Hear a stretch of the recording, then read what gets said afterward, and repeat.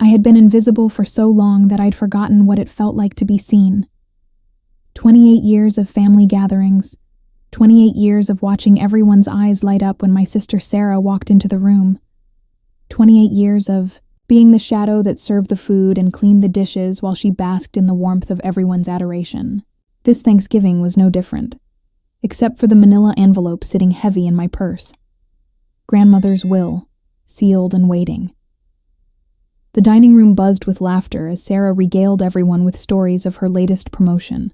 Her perfect apartment in Manhattan, her perfect boyfriend who sent perfect flowers every Friday. I moved between the kitchen and table like a ghost, refilling wine glasses and replacing empty platters, watching my family hang on her every word. My mother's eyes sparkled with pride as she listened to Sarah describe her corner office view. My father nodded approvingly at every achievement, every carefully curated detail of her seemingly flawless life. "Sarah, honey, we're just so grateful for everything you've accomplished," my Aunt Linda said, raising her glass. "You've made us all so proud." The words cut through me like cold wind. I had finished my master's degree last month. I had been promoted to senior librarian. I had been the one visiting grandmother every week for the past 3 years, reading to her when her eyes grew too weak, holding her hand through the long afternoons when everyone else was too busy. But none of that mattered. None of that was worth mentioning. I set down the gravy boat with trembling hands and excused myself to the bathroom, staring at my reflection in the mirror that had witnessed decades of my silent tears. My face looked pale, hollowed out by years of swallowing my voice, of making myself smaller so others could shine brighter. The envelope in my purse seemed to whisper my name. Grandmother had died 2 weeks ago, and as her executor, I was supposed to read her will to the family. I had been putting it off, telling myself it wasn't the right time, but maybe there would never be a right time to disturb the perfect narrative they'd all constructed. When I returned to the dining room, they were going around the table sharing what they were thankful for. Each person mentioned Sarah, thankful for her success, her inspiration, her generous spirit. When it was my turn, the words stuck in my throat like broken glass. "I'm thankful for grandmother's love," I whispered, and the table barely acknowledged my contribution before moving on to dessert conversations about Sarah's upcoming vacation to Europe. The pumpkin pie sat untouched on my plate as I watched my family celebrate everything I would never be in their eyes. I had spent years believing I wasn't enough, that I needed to try harder, be better, earn the love that seemed to flow so naturally toward my sister.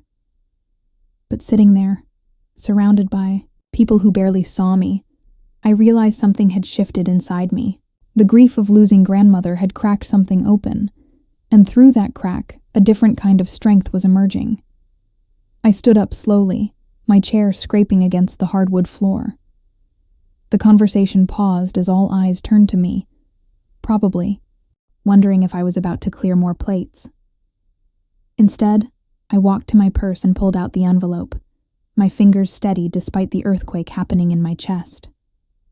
"Before we finish tonight," I said, my voice carrying a weight I'd never heard before, "I need to read you something." My mother frowned. "Sweetheart, can it wait? We're having such a lovely time." But I was already breaking the seal, already unfolding the pages that would change everything. "It's grandmother's will," I said, and the room fell silent in a way that made the air itself seem to hold its breath. Grandmother's handwriting filled the pages, shakier than I remembered, but unmistakably hers. I began to read aloud, my voice growing stronger with each word. She had left specific instructions about her belongings, her savings, her house, all going to me.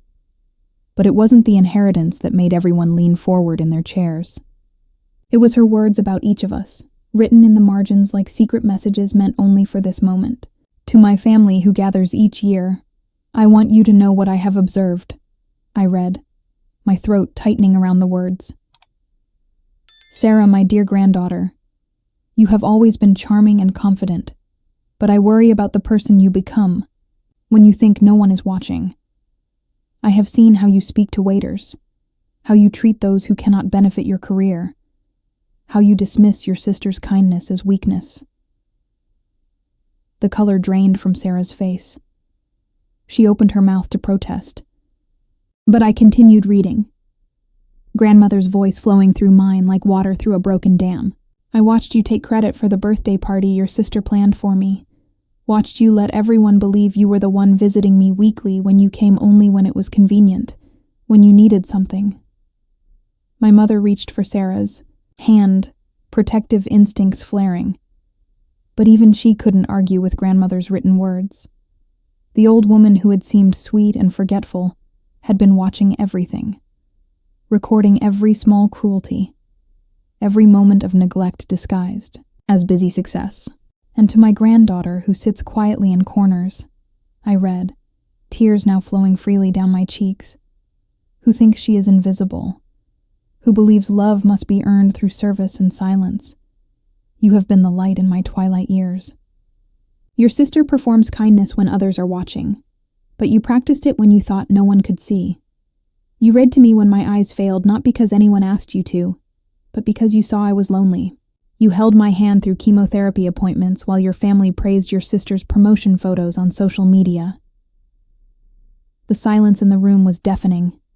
I could hear the tick of the grandfather clock, the distant hum of the refrigerator, the sound of my own heartbeat thundering in my ears. Sarah's perfect composure was cracking, revealing something raw and desperate underneath.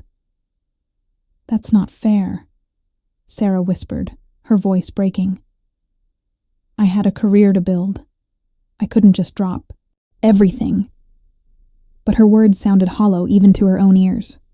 We all knew she had found time for everything that mattered to her, everything that advanced her image, everything except the people who loved her unconditionally. My father cleared his throat, uncomfortable with the truth that was reshaping the family mythology before our eyes. "Your grandmother was sick," he said weakly. "Sometimes elderly people become confused, resentful." But I kept reading, my voice cutting through his excuses like a sword through silk. "I leave my house, my savings, and my jewelry to the granddaughter who knows that love is not a performance, but a practice. Sarah will receive my china collection, which seems fitting for someone who values appearances above substance. But my true treasures, my books, my garden, my home filled with memories, these go to the child who never stopped seeing me as a person worth knowing." The room erupted into whispered arguments and shocked exclamations. My mother demanded to see the will herself, as if she could find loopholes in grandmother's clear intentions. My father muttered about contesting the document, about undue influence, about anything that could restore the order he understood. But Sarah just sat there, staring at me with an expression I had never seen before. Not anger, not confusion, but something that looked almost like recognition. "You always resented me," she said quietly, and for the first time in our lives she sounded small. "You were jealous because everyone loved me more." The words hung in the air like smoke, and I realized this was the moment I had been preparing for my entire life without knowing it. I folded the will carefully, my hands steady as stone. "I was never jealous of you being loved, Sarah," I said, and my voice carried a clarity that surprised even me. "I was heartbroken that you mistook admiration for love, that you confused being impressive with being cherished. Grandmother didn't love me more. She saw me more clearly. There's a difference." The truth of those words settled over the table, like snow, covering everything in a silence that demanded reckoning. My family sat with their dessert plates and their shattered assumptions, and for the first time in my life, I didn't feel the need to make anyone more comfortable. I had spent decades smoothing over uncomfortable moments, apologizing for taking up space, shrinking myself to accommodate everyone else's need to see Sarah as the golden child and me as the grateful shadow. But sitting there with grandmother's words still echoing in the room, I understood something that would have taken me years to learn on my own. The inheritance wasn't really about money or houses or jewelry.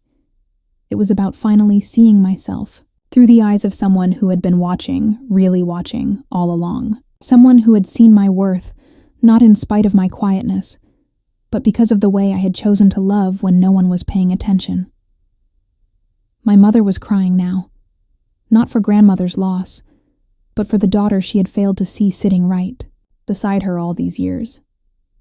My father looked older somehow, as if the weight of his favoritism had finally caught up with him.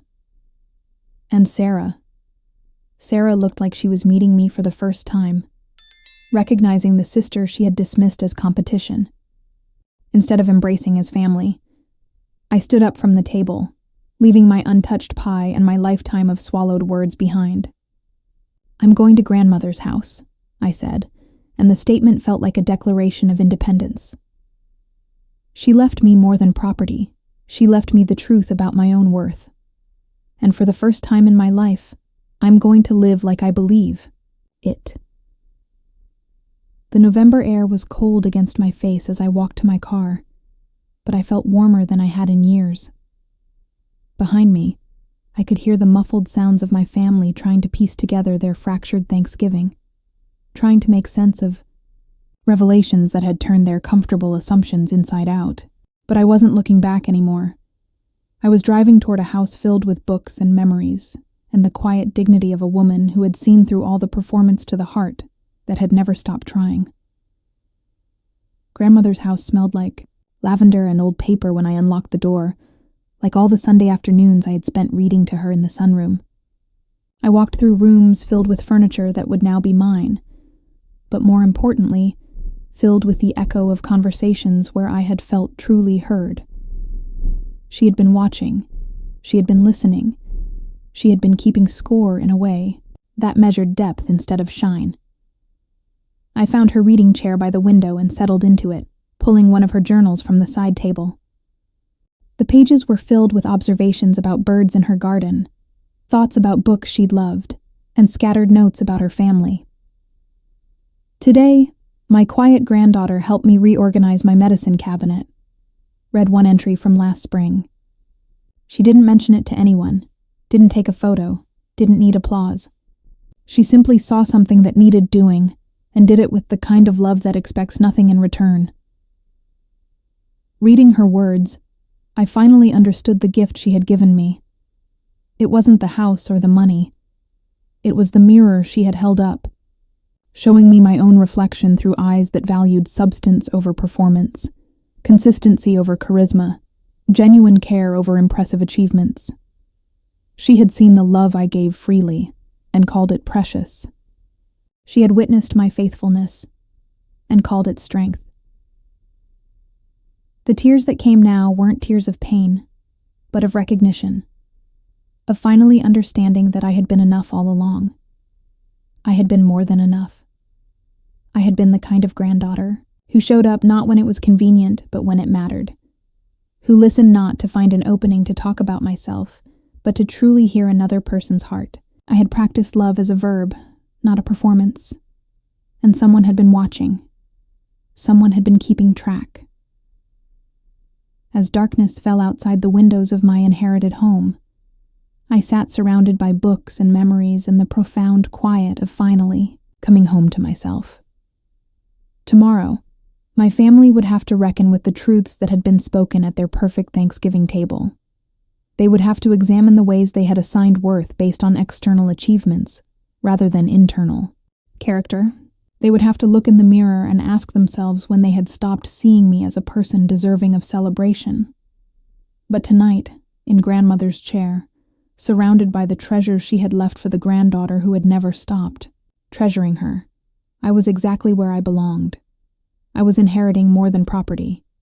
I was inheriting permission to take up space, to believe in my own worth, to stop apologizing for the quiet strength that had always been my greatest gift.